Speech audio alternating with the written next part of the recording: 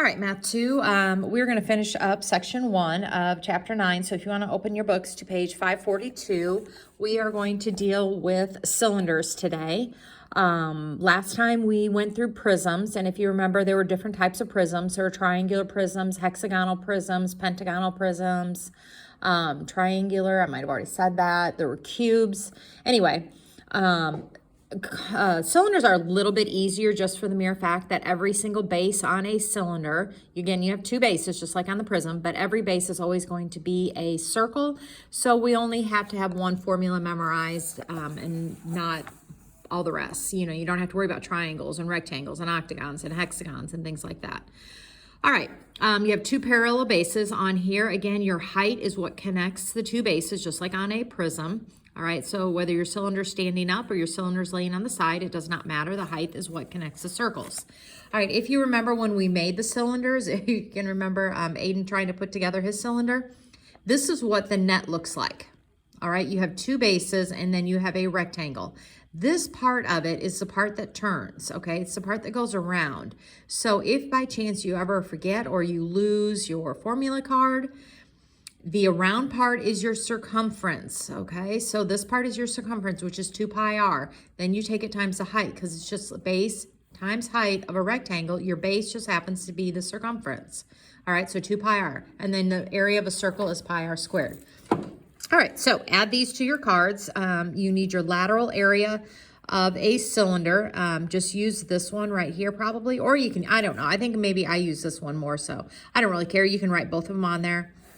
Just remember 2 times the radius is really the diameter. That's the only difference between the two. And then to get to your surface area, you're going to take your LA plus 2 times the area of the base. Well, since every base is a circle, this might be the better formula to write for your surface area. Your surface area, all they're doing is taking the formula for your surface area right here, and they're inputting it here. Then they're taking 2 times the area of the base. Well, every base is going to be pi r squared since it's a circle. So this may be the better formula to use. I will probably most likely use this one. So these will be the two I use, unless it gives me the diameter.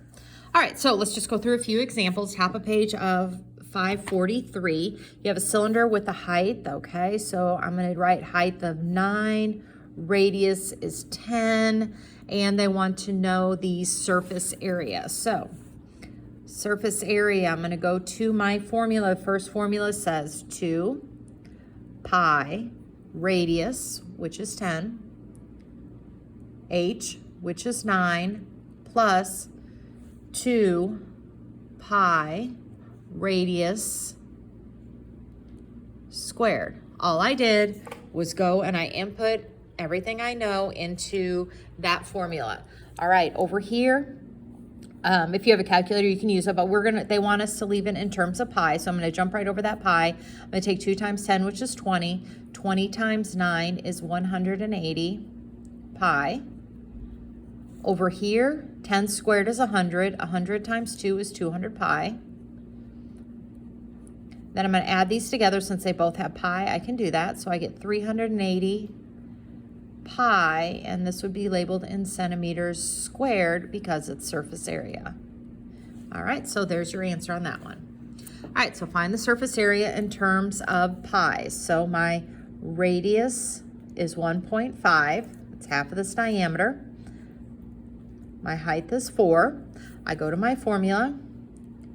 Surface area equals, and it's 2 pi r h plus 2 pi r squared. All right, so I'm going to come over here. 2 times 1.5 is 3. 3 times 4 is 12 pi. Over here, I'm going to take that squared, which is 2.25. That squared is 2.25. Times 2 gives me 4.5, I believe. I probably ought to check that with my calculator. And then I'm going to add those together, which gives me 16.5 pi, and what are we labeled in? Centimeters squared. All right, the other thing you can do is, let me get my calculator out here. If you want to, you can go right to your calculator and you can just type in 2 times 1.5 times 4, put parentheses around that, plus 2 times 1.5 squared. So I don't know. I don't really like doing that though. 2 times, so if I need times. 2 times 1.5 times 4. You can do that, and then plus 2 times 1.5 squared. Okay, you can just put it in like that and you will get your answer.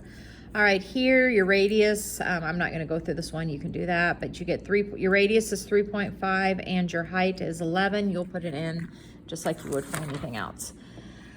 Okay, let's see. I wouldn't mind working backwards on something. You're going to have an IXL today, and I feel like you have to work backwards on a few things. So if you want to flip over to page 546, I would like to do number 15 with you. I can't remember if that was on your homework or not. But whether you're dealing with prisms or cylinders, you have to be able to input what you know into your formula and work yourself backwards. It's just a formula. All right, so it's just algebra working backward. All right, so on this one, you have a triangular prism with base edges of 4, 5, and 6. Okay, so your triangular prism looks like that.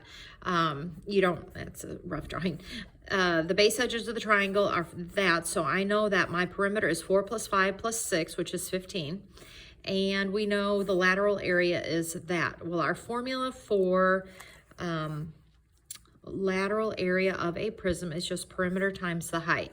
And the question is, what is the height? Well, if they're giving me my LA to be 300, I would put 300 here. That's my LA. I know my perimeter I just found to be 15.